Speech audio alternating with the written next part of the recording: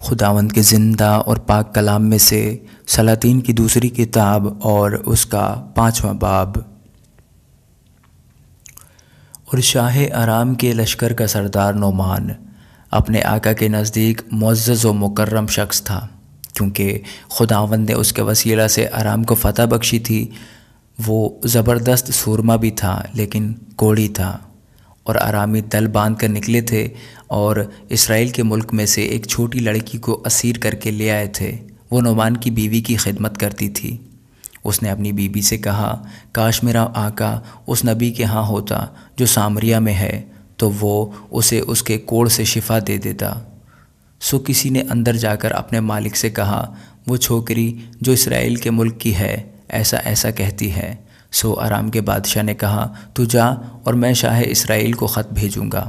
سو وہ روانہ ہوا اور 10 قنطار چاندی اور 6000 مسکال سونا اور 10 جوڑے کپڑے اپنے ساتھ لے لیے، اور وہ اس خط کو شاہ اسرائیل کے پاس لایا، جس کا مضمون یہ تھا کہ یہ نامہ جب تجھ کو ملے تو جان لینا کہ میں نے اپنے خادم نعمان کو تیرے پاس بھیجا ہے تاکہ تو اس کے کوڑ سے اسے شفا دے۔ جب شاہ اسرائیل نے اس خط کو پڑھا تو اپنے کپڑے پھاڑ کر کہا، کیا میں خدا ہوں کہ ماروں اور جلاؤں؟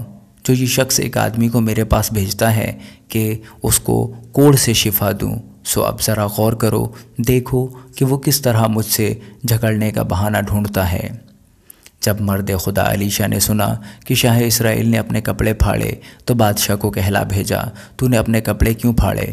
اب اسے میرے پاس آنے دے اور وہ جان لے گا کہ اسرائیل میں ایک نبی ہے۔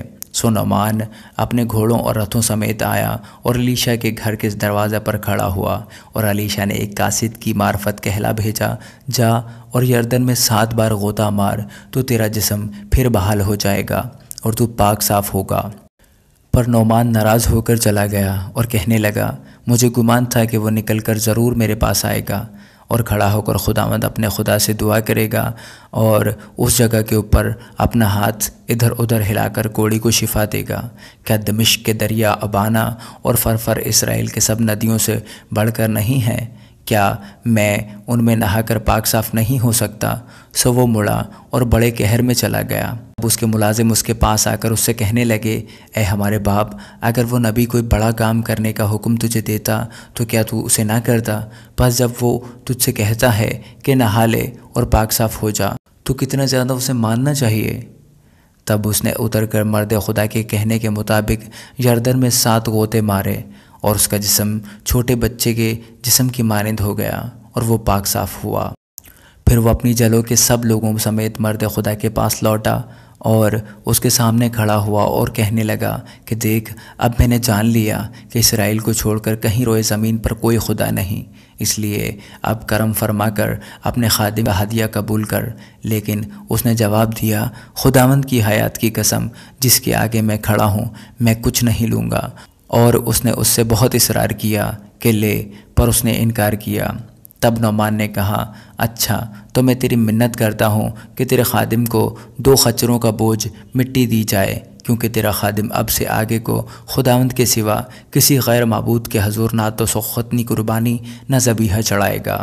پر اتنی بات میں خداوند تیرے خادم کو معاف کرے کہ جب میرا آقا پرستش کرنے کو ریمون کے مندر میں جائے اور وہ میرے ہاتھ پر تکیہ کرے اور میں ریمون کے مندر میں سرنگوں ہوں، تو جب میں ریمون کے مندر میں سرنگوں ہوں تو خداوند اس بات میں تیرے خادم کو معاف کرے۔ اس نے اس سے کہا، سلامت جا۔ سو وہ اس سے رخصت ہو کر تھوڑی دور نکل گیا۔ لیکن اس مرد خدا الیشا کے خادم جہازی نے سوچا کہ میرے آقا نے ارامی نعمان کو یوں ہی جان کہ جو آیا تھا اس سے نہ لیا۔ سو خداوند کی حیات کی قسم میں اس کے پیچھے دوڑ جاؤں گا اور اس سے کچھ نہ کچھ لے لوں گا۔ سو جہازی نعمان کے پیچھے چلا۔ جب نعمان نے دیکھا کہ کوئی اس کے پیچھے دوڑا آ رہا ہے تو وہ اس سے ملنے کو رتھ پر سے اترا اور کہا، خیر تو ہے؟ اس نے کہا، سب خیر ہے۔ میرے مالک نے مجھے یہ کہنے کو بھیجا ہے کہ دیکھ، انبیاء زادوں میں سے ابھی 2 جوان افرائیم کے کوہستانی ملک سے میرے پاس آ گئے ہیں، سو ذرا 1 قنطار چاندی اور 2 جوڑے کپڑے ان کے لیے دے دے۔ نعمان نے کہا، خوشی سے 2 قنطار لے، اور وہ اس سے باجد ہوا، اور اس نے 2 قنطار چاندی 2 تھیلیوں میں باندھی اور 2 جوڑے کپڑوں سمیت ان کو اپنے 2 نوکروں لادا، اور وہ ان کو لے کر اس کے آگے آگے چلے۔ اور اس نے ٹیلے پر پہنچ کر ان کے ہاتھ سے ان کو لے لیا اور گھر میں رکھ دیا اور ان مردوں کو رخصت کیا، سو وہ چلے گئے۔ لیکن آپ اندر جا کر اپنے آقا کے حضور کھڑا ہو گیا۔ علیشہ نے اس سے کہا، جہازی تو کہاں سے آ رہا ہے؟ اس نے کہا، تیرا خادم تو کہیں نہیں گیا تھا۔ اس نے اس سے کہا، کیا میرا دل اس وقت تیرے ساتھ نہ تھا جب وہ شخص تجھ سے ملنے کو اپنے رتھ پر سے لوٹا؟ کیا روپے لینے اور پوشاک اور زیتون کے باغوں اور تاکستانوں اور بھیڑوں اور بیلوں اور غلاموں اور لونڈیوں کے لینے کا یہ وقت ہے؟